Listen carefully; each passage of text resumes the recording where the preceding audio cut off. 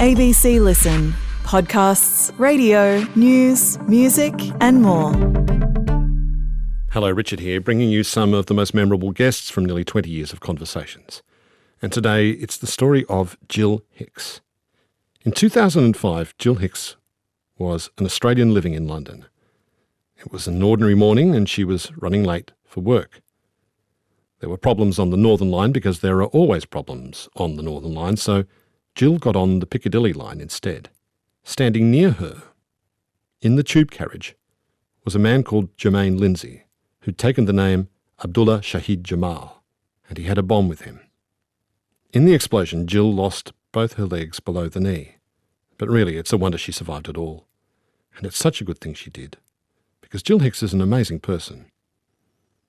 She refused to hate the people who perpetrated this crime. She insisted that the cycle of hatred that inspired this crime should stop with her. And so she formed a charity that's called Making a Difference, or Mad for Peace for short. I recorded this conversation with Gill back in 2012. Hi, Gill. Hi. What kind of a relationship do you have with your new legs? How do you see them? A love-hate relationship. I love them because they enable me to stand. They enable me to take steps forward and to feel, in inverted commas, normal. They've also enabled me to be much taller than I used to be in real life. Is that something you wanted to be? Absolutely. So I used to be just over 5 foot and hated life as a 5 foot female, especially living in London with an Australian accent. And so any opportunity, the first thing I said to the consultant was, actually, I was thinking of gaining a couple of inches here. And he said that the plan really is to start you quite short. So they would normally look at, say, 4 foot for your centre of gravity, to enable me to walk. And I had a wonderful croaky voice, so like a jazz singer who'd smoked too much, from waking up in intensive care. And I just said, darling, I've been through enough trauma. I thought I'd be 6 foot. And that was it.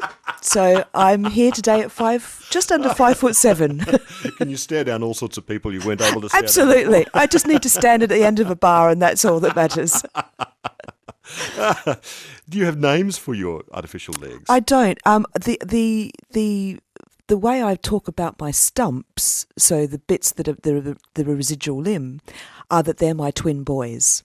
So they were born in July 2005 and they're coming up to 7, a real handful, wanting to do all the things that 7-year-olds do, but of course they're attached to mum. And, so they're my little twin boys. Yeah. Fantastic. How long does it take to slip the prosthetic limbs on? It varies, actually. So quite often it depends on. I have I think what's very interesting about this type of injury is that you have no idea of what you're going into. And so every single day is quite different. So the stumps or the boys might just decide, I don't want to play ball today. So they won't go in their prosthetic leg because the way it's been, the limb has been severed. There's a lot of sort of nerve endings that are still quite fragile. So they just don't want to be contained in these legs. And I've always tried to think of how could I describe what it's like to wear prosthetic legs. And I think all that I could possibly think of is that it's like having something in a vice whilst you're balancing on stilts. So it could be close to that sensation. So that's why every day it's different. So it can be 10 minutes, it can be 20 minutes. Is it lovely to take them off at the end of the day and have a glass of wine? Oh, it's just divine. The only thing I hate is that I'm then 2 feet off the ground. So I'm crawling around with my glass of wine rather than elegantly strutting through the house. There's a perfectly good explanation for it. Literally crawling home. You walked from Leeds all the way to London, from Yorkshire to London, 270 miles. in these prosthetic limbs. Who did you visit on the way for that walk? Well, the project was quite unique. It started from the 3 of the 4 suicide bombers came from an area up in Leeds, or several areas up in Leeds. And I went to those communities, which of course were absolutely devastated by what had happened, because these were their boys, and no one could have imagined what had unfolded and what their intentions were. And so I went to those communities and said, what can we do? What can I do? What can we do together? Because it's important to have a united front. It's important to build bridges for people to cross. And just a wild idea. So we were looking at lots of different things we could do together. And a wild idea, I sort of sat there and said, what if I walked from Leeds to London? And unanimously, everybody said, great idea. And I thought, oh, I was only joking. Now I've got to walk from now, Leeds to London. well, what's the worst that can happen, But the premise of it was, if I can do the most difficult thing for me, which is to walk and to even contemplate that distance, what we're asking people to do is, it's not about me, it's about me as a symbolic idea, but we're asking people in each community, and there was 22 towns and cities along the way, to say, come out and walk and talk with somebody who you believe is very different from you. And I guarantee that by the end of a mile, you'll understand that you have far more in common than you do different. That's much better than asking people to sit at a table, isn't it, actually? Yeah. Because you're walking together. Walking together is a really lovely thing. This is it, Richard. It's the act of walking cuts through all the rubbish, because there is no pleasantries, because you have to walk and get straight on with it, with the conversation. And that's what we saw happening. And there was a lovely story, if I could just share it quickly, that we were in Beeston, an area in Leeds, and there was a Muslim family and a non-Muslim family that had lived across the road from each other for over 10 years, never talked to each other. And I listened to this conversation, and the non-Muslim woman said to the man across the road, well, you lot don't like women, so that's why I've never really said a word to you. And he said, are you serious? Love women, And he said, well, I've never said anything to you because I just gathered we'll just keep to ourselves, and you. And within 10 minutes, they were both complaining about the rubbish at number 19. And I thought, so it's a belief in setting up environments and platforms for people just to be people and humanity at its best. Your philosophy seems to be rooted in the great truism that people are actually kind of the same everywhere in the world. Some places there's some rather nasty people who have managed to get the whip hand, which makes the culture kind of crazy. But people essentially are the same, really. I mean, absolutely, and I mean it's terrible to generalise, but for the sake of what our topic that we're talking about, I think it is safe to say that most people worry about the roof over their head, the lives of their children, how to better their own lives. We all have very similar concerns and fears and hopes for our lives. Going to talk some more a bit later about Mad for Peace, which is an amazing thing, and about the Al-Qaeda model that it's based on. We'll talk about that in a moment. First of all, Jill, why were you living in London at the time of the bombing? How long had you been there for, and what were you doing? I'd been there 12, 13 years, and I was one of the great Australian rite of passage, where you head off to Europe and do your 2 years tour of duty and then come back home again. And I just sort of forgot to come back. So I've just racked up my 20th year away, and feel very much that strange beast of being a Londoner, but I cry at the Australian national anthem. I cry at Peter Allen, I Still Call Australia Home, and that's even the panpipe version in a lift. I just, so I'm Australian through and through, but also this strange beast that is proud to call myself a Londoner. Were you a bit of a workaholic back then? And now? A complete workaholic. It's very interesting, because I think to rationalise the entirety of my life, I've looked at it as life number one, the bombing, and then life number two. And everything in life number one was about Gill furthering herself, Gill pushing forward. What can I do? And I left Australia because very sadly my parents died quite close to each other, a year apart from each other. And I was with Mum when she died. And I'm an Adelaide girl. I was holding Mum's hand. And as Mum's hand fell out of mine, I looked at this wonderful woman, and that was my first understanding of death. And I just thought, wow, what is life? What can I do? I know that if I stay in Adelaide, I kind of know what's going to happen. I'm going to have a beautiful Labrador called Sam. I'm going to have 4 kids. I'm going to have a station wagon, and life's going to be nice. And I wanted more than nice. I mean, it's strange, isn't it, how then you work the whole way to come back full circle, where you just having a Labrador and 4 kids would have been great right now, But I needed to say, what can Gill do? And that's what I went off in search of. What kind of a planner were you, Gill, when it came to time and being on time for appointments? Meticulous, early for everything, and always would build in sort of a buffer of if something ever happens or goes wrong, buffer. And so I was at everything early, and I was always at my desk at 7:30 every morning.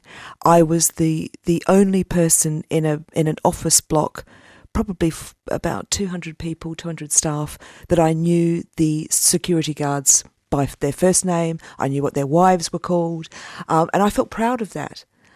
I've questioned all that after the bombing, but at the time I thought, how wonderful! I'm the only person that really gets anything done around here,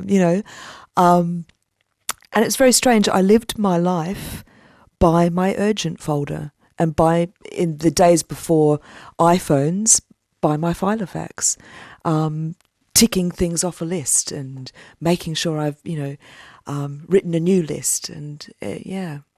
The day of that attack, you, amazingly and weirdly, you were running late. Mm. How that never happens, does it? I mean, never happens. Was. And upon reflection, you just think, gosh, everything conspired that morning to enable me to be on that carriage at that time when a bomb went off. And I've been told since that statistically I'd have more chance of winning the lottery than being in a bomb blast. And you think, of course, but would I win a lottery? No. And strangely, I mean, that morning I was engaged at the time of the bombing, and I had one of those arguments that was absolutely, I was certain that was it. And I was leaving him subsequently that week. And I thought, my life needs to change. I need to change what I'm doing.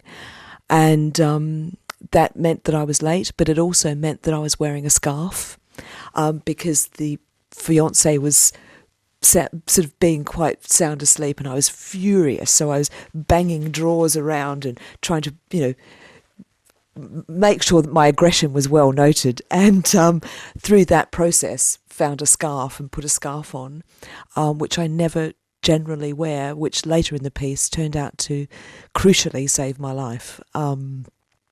So the argument made you late. The argument made me late. Then I got to the scarf. It gave me a scarf.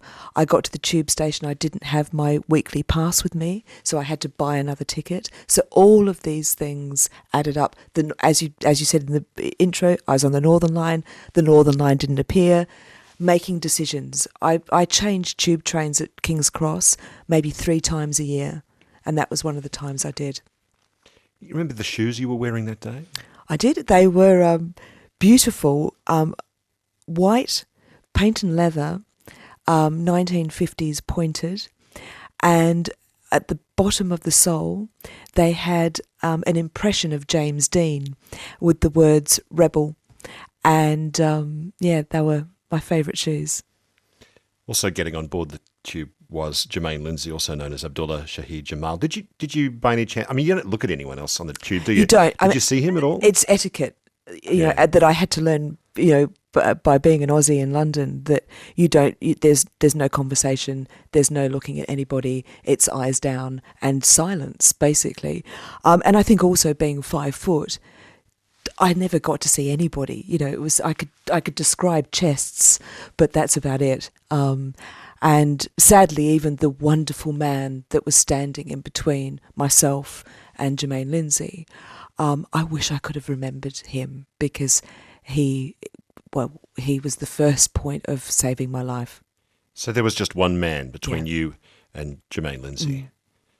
I've had the great honour of meeting his wife. So he sadly lost his life. He left behind 2 little children, and his wife.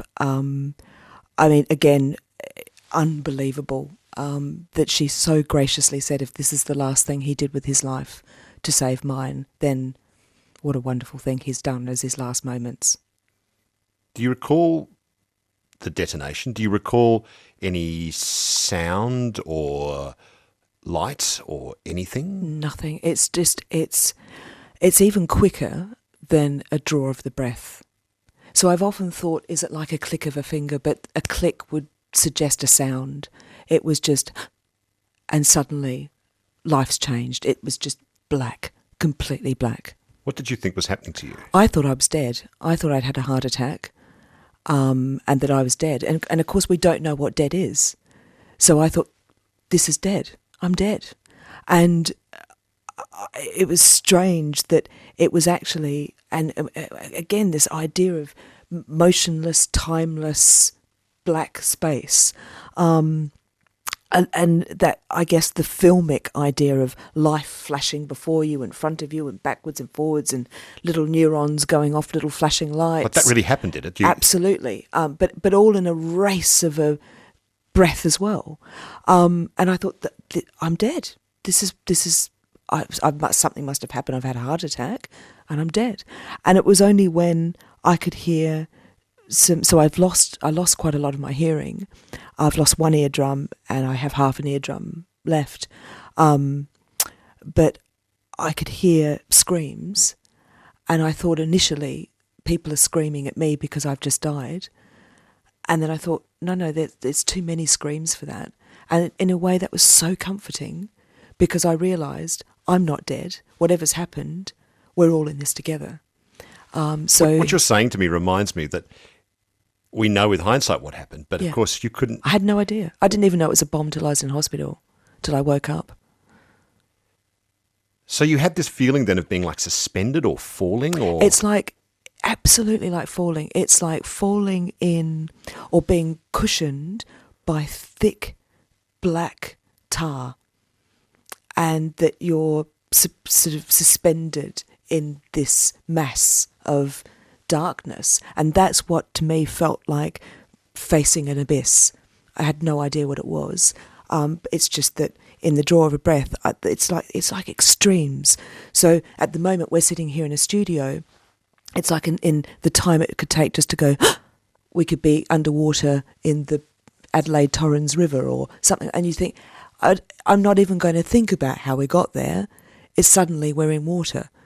We don't know how that happened. Could you breathe? No. So only now that I know what had happened with my injuries, so lungs had collapsed, but was fighting for breath.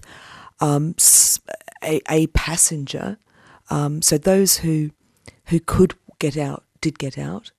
And called the alarm for help. But a fellow passenger must have picked me up and put me on what remained of a bench seat. And because I was in and out of consciousness, and when I woke up, suddenly the amount of people had reduced, and there I was sitting in a quite a serene greyness now, because the black had lifted. With those who had sadly lost their lives, and those like me who were badly injured. What you say serene? I would imagine there'd be lots of screaming and crying. No. People talking to each other, and at one stage I had to, there were obviously were people in great distress, and so everyone was trying to calm people down. There was just a quietness about it, a stillness about it. And there was one girl that was talking to me. I could see that I'd lost both legs. This is where the wonderful scarf came in, because I still had the scarf on, and calmly managed to tie tourniquets around the tops of my legs. And I knew that I was in a very, very, very serious situation. But there was a girl across saying, what's your name and what do you do, and trying to keep each other awake. And I ended up having to say, I need to stop talking now. I'll let you all know that I'm still here, but I'm going to conserve all the energy and the breath. And I focused on my watch and just stared into my watch. You said that there were two voices in your head talking to you, addressing you. What were they saying? It's such an amazing experience of feeling. My impression of that is that I was being offered a choice. Did I want to die, or did I want to live? And that choice was quite difficult to make, because death's voice was absolutely beautiful, and it was female, and it was calm, and it was saying to me, Gill, look at your injuries. You won't the legs won't be saved. Do you really want to live like that? Come with me now. And it felt so beautiful, this presentation of an idea of being dead.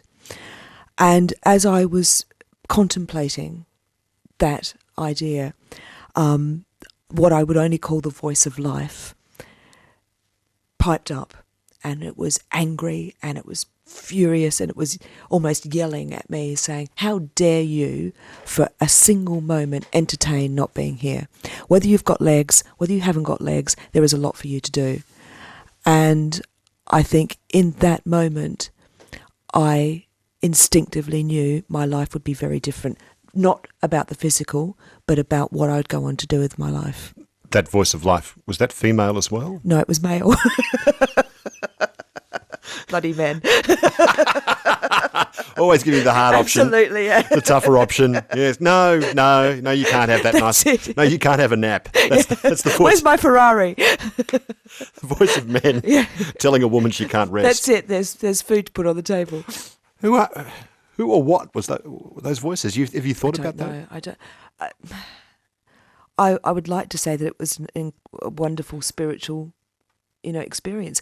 I don't know if everybody gets that choice. Well, I should say, I've interviewed Karen Smith, who was a survivor of the Bali bombings in the Sari Club. And the first thing she recalls after the explosion going off was saying, all right, I'm going, because a voice was shouting in her head to get up, get out of here. And she was shouting, all right, I'm doing it. I've just had a chill go down my body. I so identify with that. And it's made me absolutely believe that there is so much more to the dimension and fullness of our lives than we'll ever understand, and how fortunate that I had that experience for me, and that I was offered a choice. And indeed, in making the choice to live, I signed a new contract with life. Weird things happen to time after something like this. After I had a recent injury, I was always focused on getting through the next 30 seconds, then the next minute, and it stopped me from panicking. I didn't panic. This is a common thing apparently too. Did you have that? Absolutely. Time has been such an interesting subject for me to really think about throughout all of this. From the minutes that changed my life by being on that carriage in the first place. Even if I was a second earlier, I may have stood in a different position, and that could have cost me my life. Or you could have been completely uninjured. I could have been completely uninjured. And that is just, I don't want to think about it as a maddening, sort of topic where you think, oh, if only, I did this earlier. But I think it's so interesting, and especially when then I look at what happened throughout my rescue, the intricate timing of just the right person at the right place in the right moment that did something to me that saved my life. I suppose what I'm talking about is how after this, the worst thing in the world can happen, and yet somehow people can find themselves calm, rational and pragmatic. Yeah. And doing the classic thing with, if you have a massive problem, yeah. and man, did you have a massive problem. Yeah. Break it down. You break it down, and you break it down into solvable moments. I think also the great worry I had, the only time I really panicked, is I didn't know if anyone knew we were down there. And now, of course, looking at the footage of that day, it was mayhem. I didn't know, of course, other bombs had gone off. It was mayhem above ground. Absolutely, people knew we were down there. But at the time, that was my panic, thinking, I've gotten through this moment. I don't know how long I've actually been here. I now know that we were waiting there for an hour before rescue could even get to us. Podcast, broadcast, and online. This is Conversations with Richard Feitler.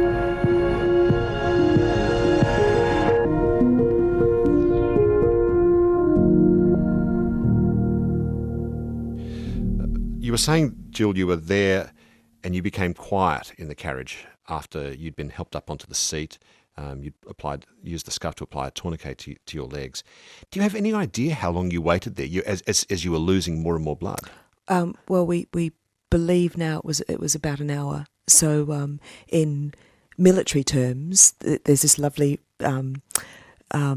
descriptor of the golden hour, and if you're injured for over an hour before you get treatment, then you're fairly much written off.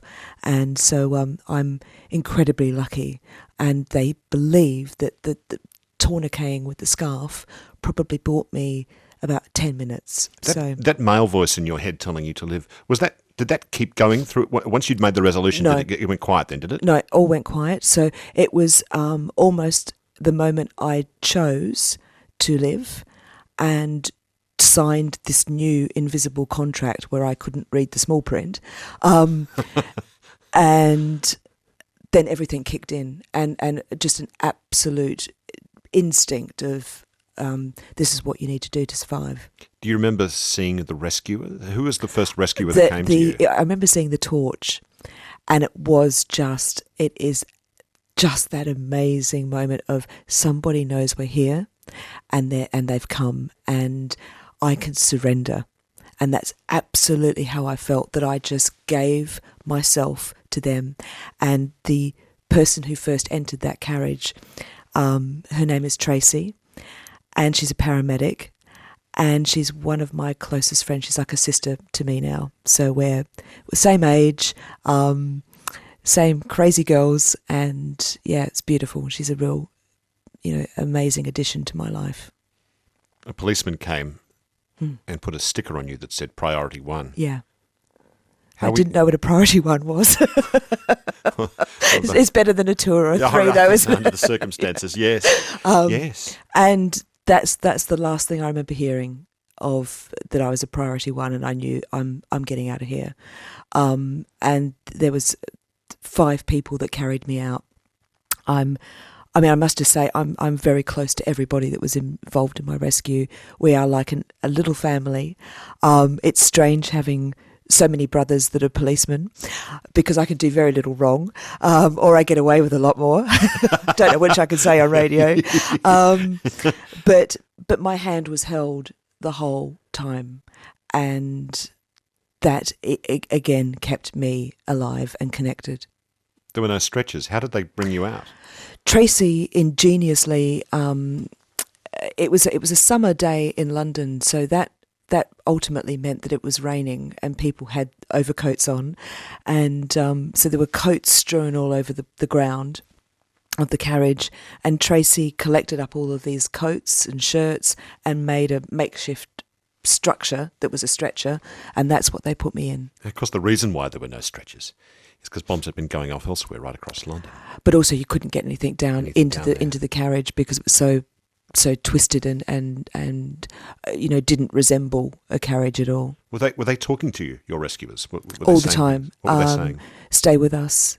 There was quite a lot of panic. I had 2 cardiac arrests on the platform, and they'd put me down and thought I'd gone. And then one policeman, Aaron he's called, would hold my hand and squeeze my hand. And he said that the great feeling that he could feel a squeeze come back was like, she's back, let's go. And then on the platform I've got these wonderful wounds just under my lungs of 2 biros that were stuck into my to inflate the lungs. So there was lots going on as I travelled down that tunnel, eventually to get into an ambulance. And there's a beautiful story of the ambulance travelling to the hospital because I arrested again on the way to the hospital. So for all intents and purposes, I was dead on arrival. And Brian, the paramedic in the ambulance, said, "Jill, you were dead. There was nothing on the monitor. There was, no output. But he said, but you were talking to me." And he said, they put tubes down my throat.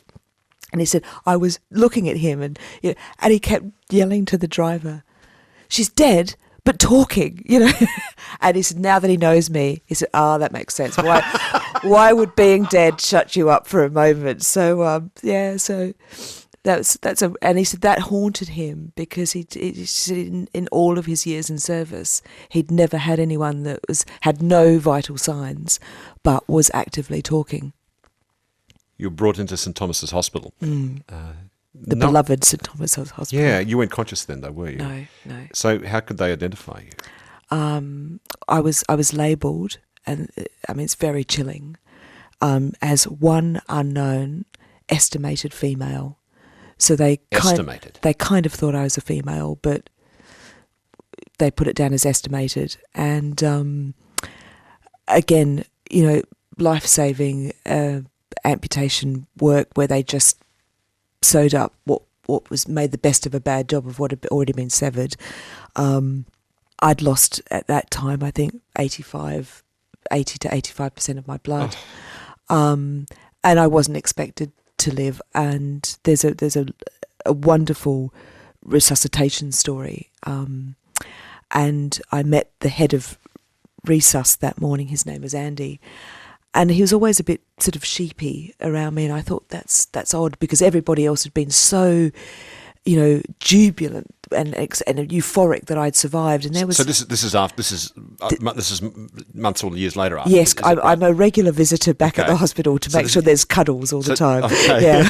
So this is sometime later after you've recovered. Yeah. And this resuscitation expert was sheepish around you. And I asked why, and as the story goes, he said that I'd been gone for just over 28 minutes, and he said that he wanted to call time of death, but that they had to do that as a collective in that room, and that not everybody else agreed with him. They wanted to continue. They wanted to make sure that my life was saved. So they all agreed that they would keep resuscitating for another 3 minutes and 30 seconds, and at which time they would then call time of death. Well, after 3 minutes, the monitor started beeping. So I'm here by 30 seconds. And I'm very, I always say that with a great big smile on my face, just in the nick of time. You were gone for 28 minutes? How can anyone be dead that long? Your brain damage and... Still the same bad sense of humour I had before. It's amazing. What was the full nature of your injuries? Apart from the legs. So burns, eardrums, collapsed lungs, various debris. I had a set of car keys in the back of my head. So because everything becomes then a flying weapon, even coins, everything becomes airborne. Shrapnel. And yeah. How were you eventually identified? Tell me about the detective who figured out your name. Wonderful. So his name is James, and James was left with the terrible job of the medical team said to James, we think probably at best you've got about a half an hour before this person goes.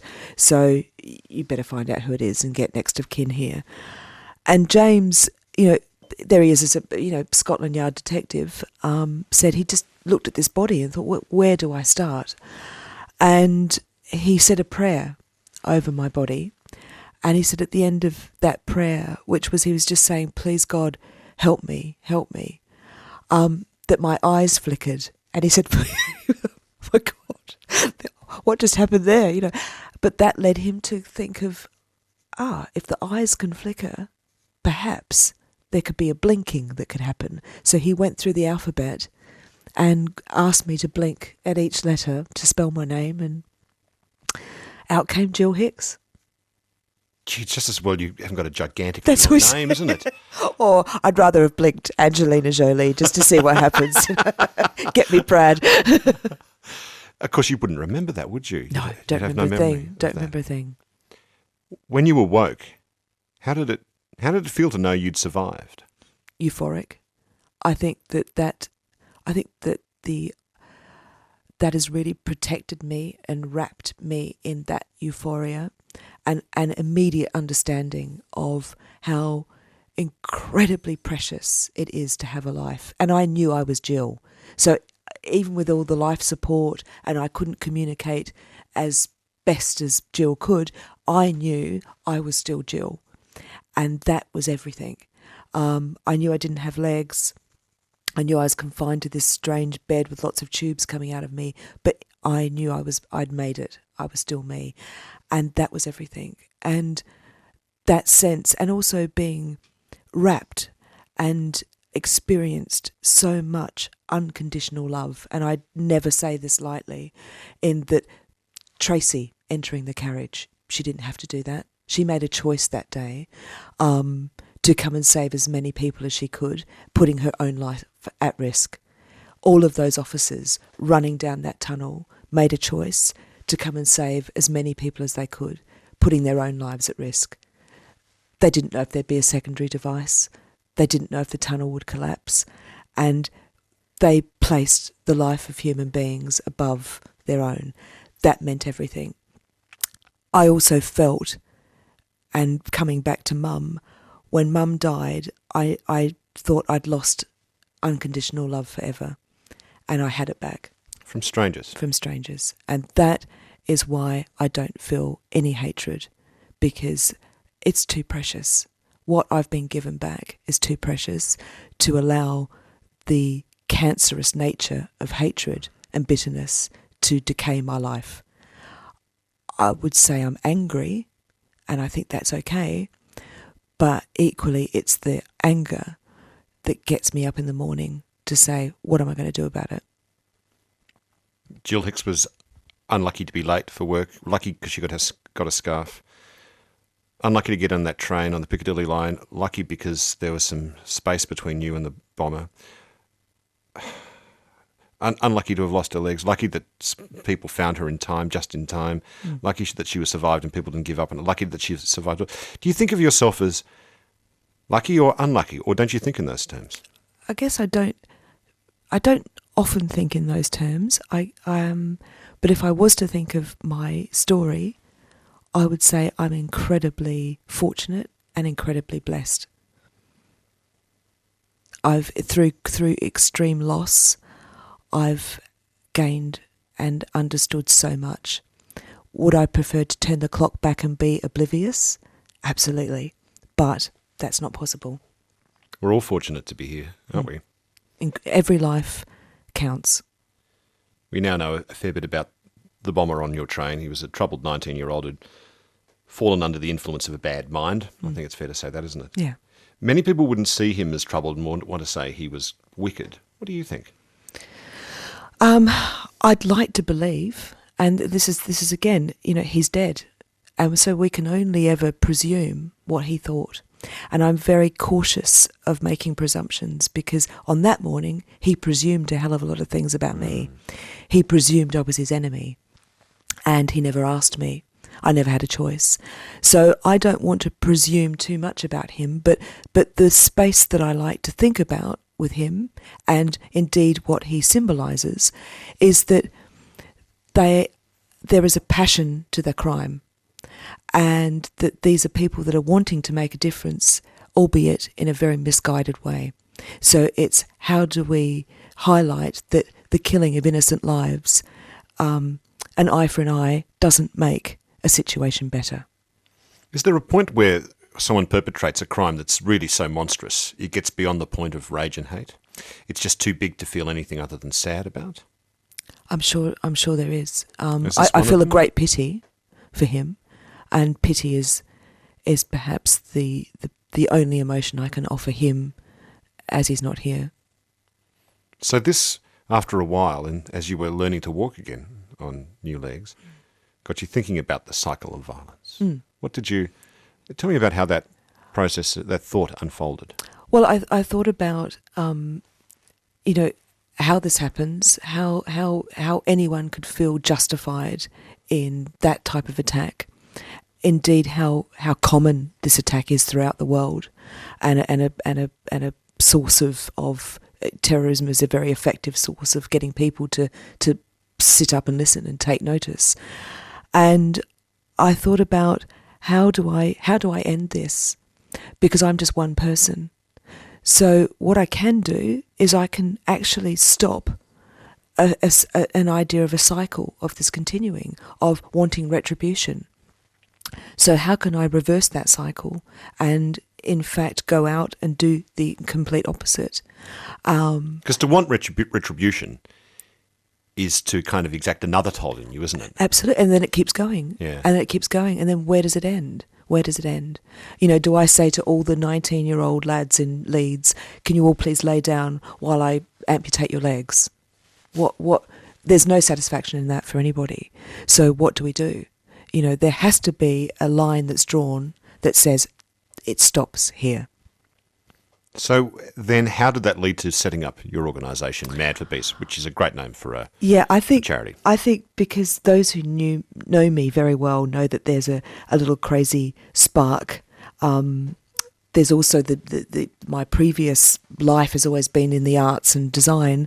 So I instinctively again thought, how do I combine the two? How do we create some sort of interesting projects around peace? Indeed, how do we challenge peace? What do you mean by challenge peace? Well, peace is one of those eye-rolling subjects. And I found this only too well when I go to a party and someone says, what do you do? And I'll say, I work in peace. They go, oh, that's nice. And then off they go. And you think, and they might come back with a mineral water. I go, well, where's my gin and tonic? Yeah. Well, you work in peace. That means you wouldn't have a gin and tonic, would you? So it's challenging. And I think I like to be a person to say, actually, peace is tough. Peace is a tougher option than what Jermaine Lindsay did that morning.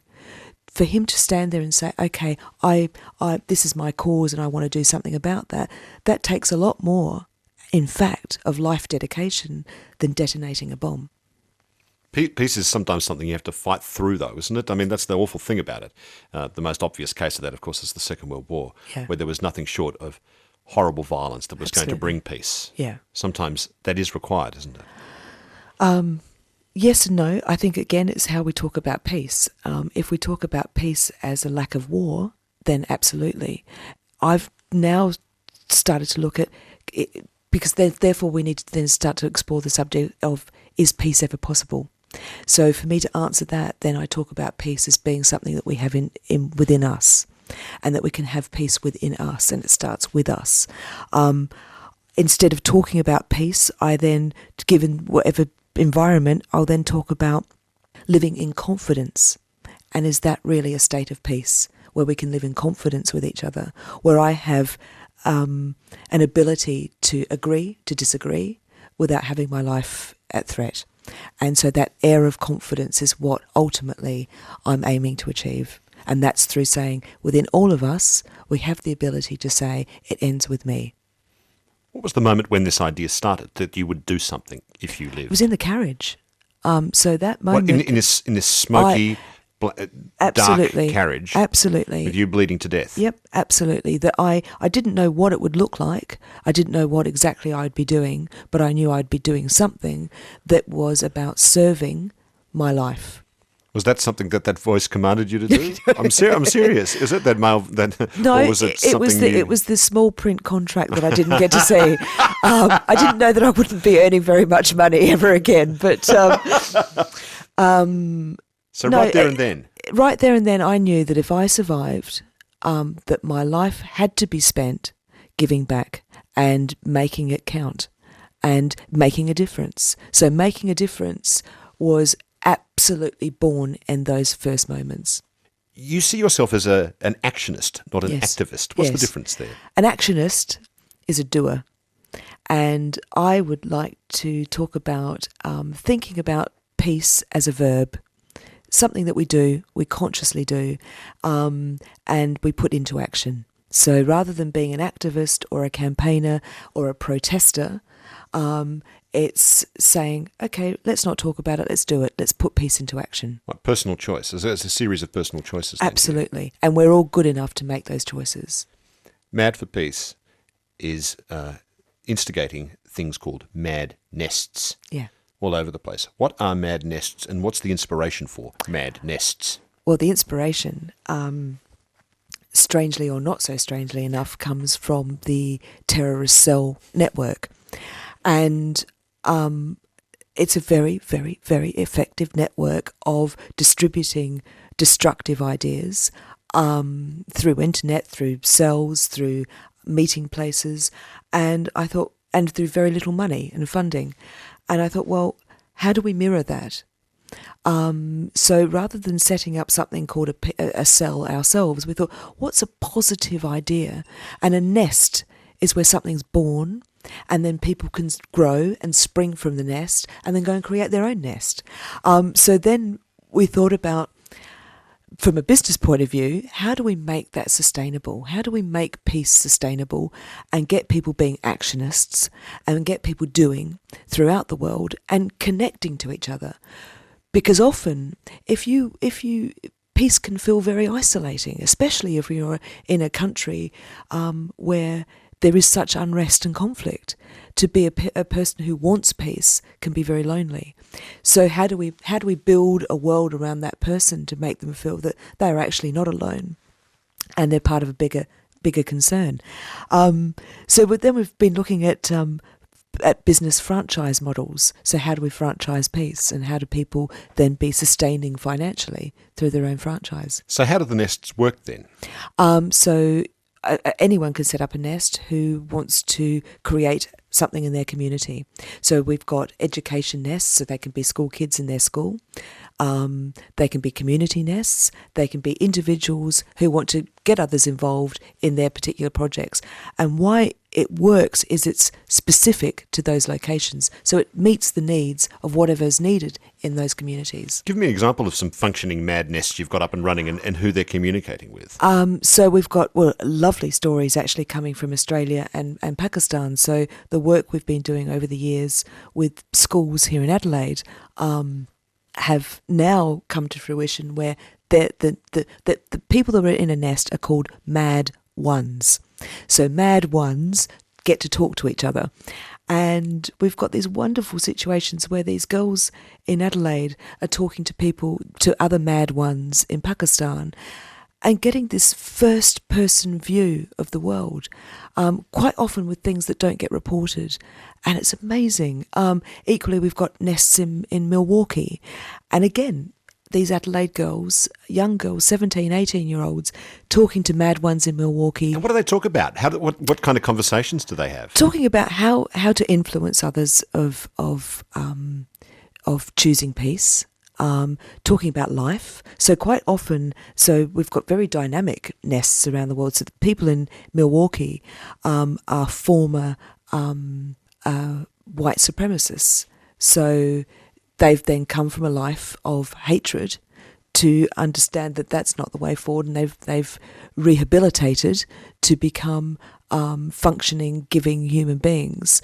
And their knowledge is very interesting. It's very interesting, especially when we've seen what we saw in Norway, of the massacre there, of people to be able to try and get an understanding of that thinking. I tried to get on your website yesterday and I couldn't. What's happened to your website? We were hacked. You were hacked by whom?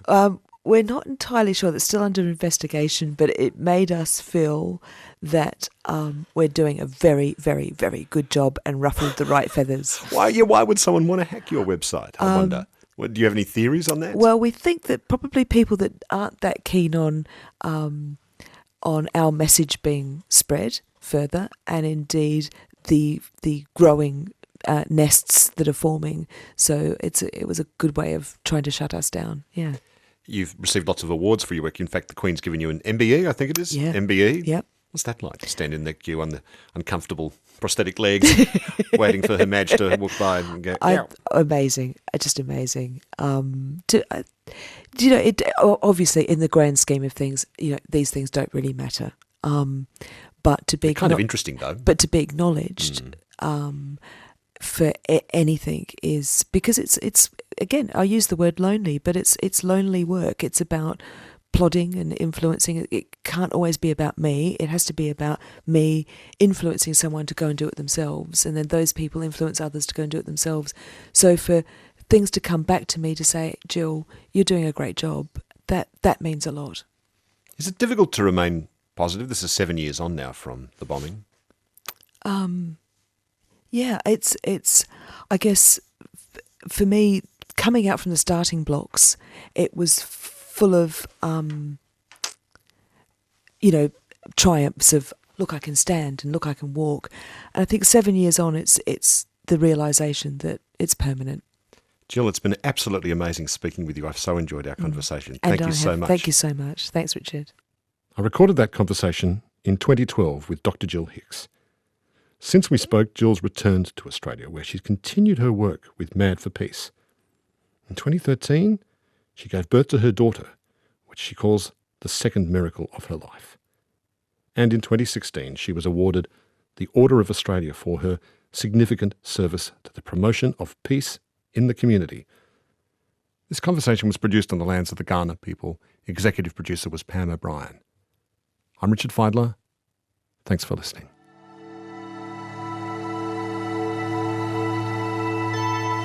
You've been listening to a podcast of Conversations with Richard Feidler. For more Conversations interviews, please go to the website abc.net.au/conversations.